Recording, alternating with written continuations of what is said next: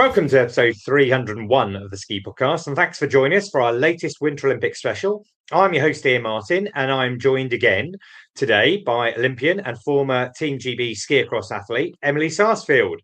Hi, Emily, how are you?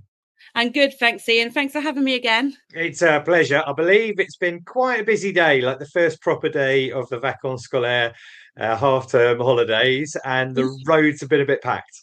Yeah, it's just remarkable how this resort changes like overnight. Yesterday I was like, oh, this is not so bad, but oh my gosh, today with another probably about 40 centimetres of snow has fallen. So obviously all of the bus routes have changed. There's kind of the cars on the road which are not prepared for it. And it's just taken me what normally would be a 5-minute journey to get home over an hour and a half, which is at the end of a long day skiing in this condition is pretty intense. Yeah, absolutely. Well, I'm back in the UK now. I'm in Brighton. I did ski on Saturday in Les Trois-Vallées, starting in Brie-le-Bas, where I was staying. Last time we spoke, I was down there. And the link's open, so I was able to visit my daughter in Courchevel, which was great. And on the way, enjoyed some fantastic fresh powder just below the Shan Rossa chair. But I'm now back here in the UK. I'll be sharing more about that trip, which included Nice and Isola 2000, episode 303 later this week. Let's turn to the Winter Olympics. Now, yesterday was so exciting. Presumably, Emily, you must have been delighted that there was another gold for GB in the skeleton. Yeah, what they're calling it, Super Sunday or something like that. Unbelievable. Yeah, I mean, I am excited for him. I was only joking, really, because the big story, of course, was a win for Charlotte Banks and Hugh Nightingale in the Team Snowboard Cross. How exciting was that? Yeah, unbelievable. And, you know, total redemption for Charlotte as well. So I am so stoked for her. Like, you could see when she finished that race how much emotion was kind of like part of it, because although she's kind of like, she's not a massive extrovert or anything, she's still a celebrator. She still celebrates when she does, and she literally just went over and collapsed on the kind of like finish surround. And I was just a bit like, that is just all the emotion in one. She clearly was so focused, and after the disappointment in the individual, as you say, when she crossed the line, I was win the World Championships with her hands in the air cheering. She just won Olympic gold, and it was almost like she was in some kind of trance. I mean, you raced the ski cross at Pyeongchang in 2018, and evidently you're a skier, not a boarder.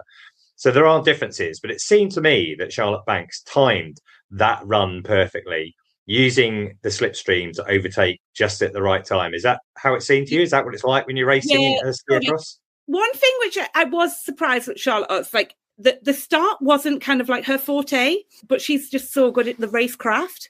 She just knows kind of like when to tuck in and when to take the opportunities.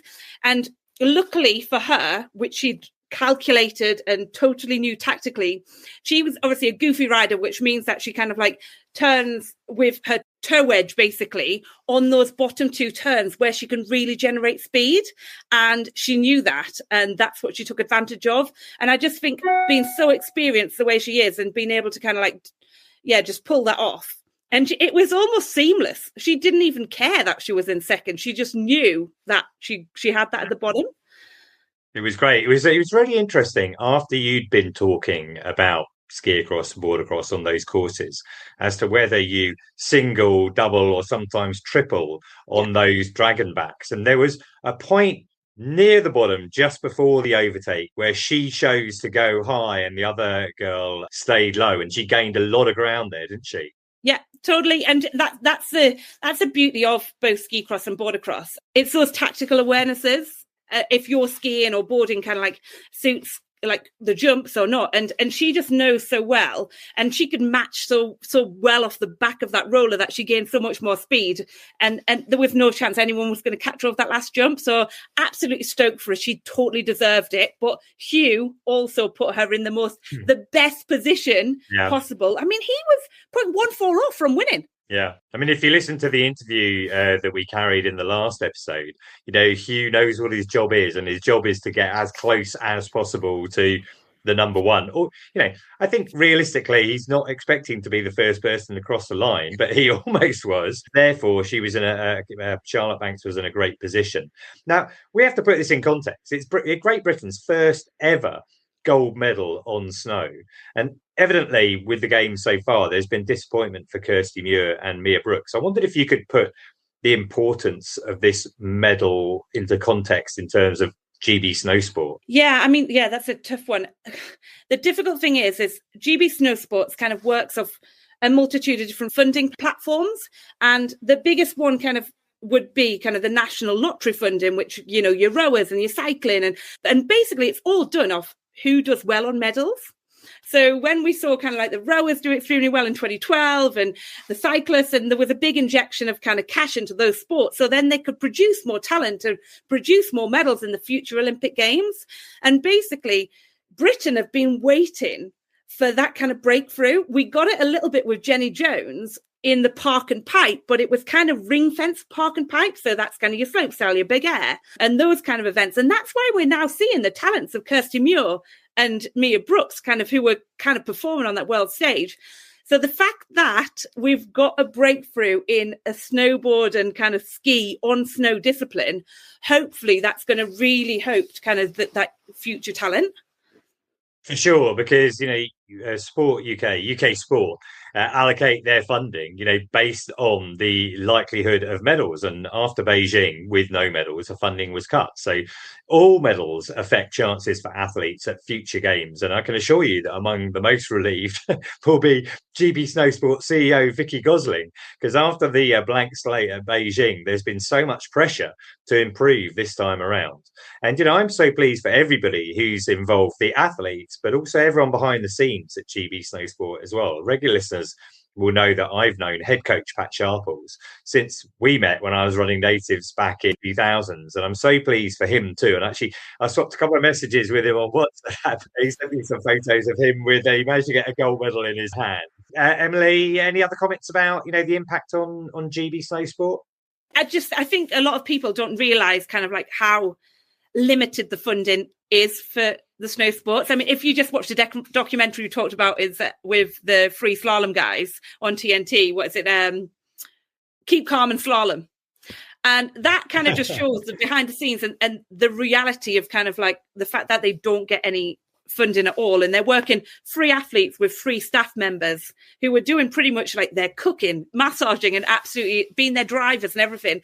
And the impact of this kind of things, it's absolutely huge. It would be a good thing perhaps to talk to you in a separate episode about the funding side of things, because you know personally how difficult it is. But you know, the good news is a gold medal will help funding. So that's great. And Hugh and Charlotte joined Jenny Jones, Billy Morgan and Izzy Atkin as Winter Olympic medal winners for Team GB Snowsport. Unfortunately, the dream of Dave Ryding joining them didn't happen. It was always a bit of a long shot, but Billy Major and Dave had solid performances in the men's slalom to finish 16th and 17th, respectively.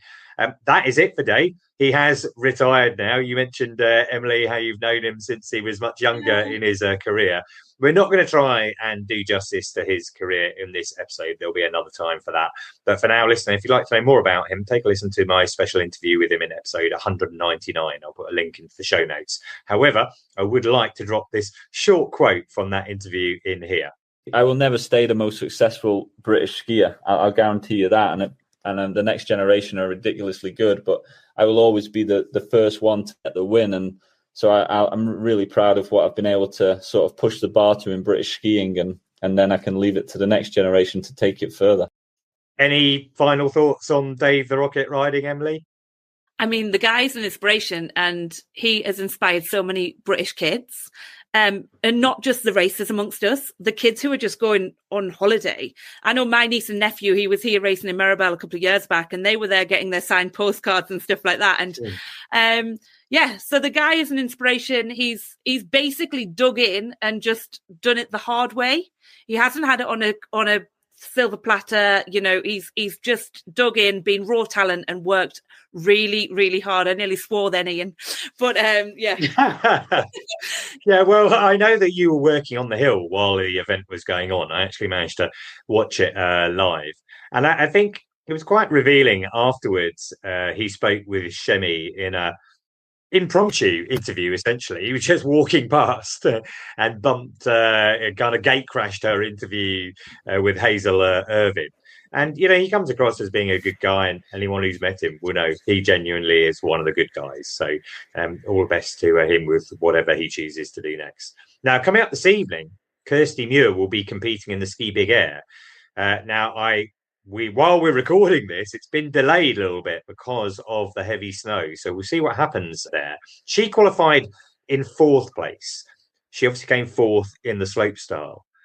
I wonder, Emily, if you think that's going to take the pressure off her a bit, as she hasn't qualified, let's say, in the medal position. Yeah, I really do hope so for her. I think there's basically 4 skiers who are standout, and she's in that pack of 4. So she kind of got the wrong side of it, didn't she, in the slopestyle? So I really do hope that kind of it goes her way tonight. She really does deserve it. Well, sadly, and in a huge surprise, Mia Brookes didn't qualify for the snowboard slopestyle final. Now, I didn't watch this as I was travelling back to the UK at the time, but I kind of assumed she would qualify. She won the X Games slopestyle a month ago. On the BBC website, there is no coverage on there. There is no video and there is no report. I know she crashed on run 1 and put her hand down on run 2, but it's a huge surprise and disappointment. We wish her all the best. She's still very young at 19 and she will be back, I'm sure. Emily, you and I will be back tomorrow to discuss the Ski Big Air final, assuming it actually happens tonight. Yeah. Fingers crossed for that, because it's been delayed by another half an hour. But listener, if you enjoyed this episode, I'd love to know. You can leave a comment on Spotify, Instagram or Facebook. Our handle is @the Ski Podcast, or you can drop me an email to skipodcast@gmail.com. You can also follow us on WhatsApp for exclusive material released ahead of the podcast. And if you're booking ski hire this winter, don't forget you can get an additional discount if you use code SKIPODCAST when you book at insportrent.com, or simply take the link in your show notes. Right.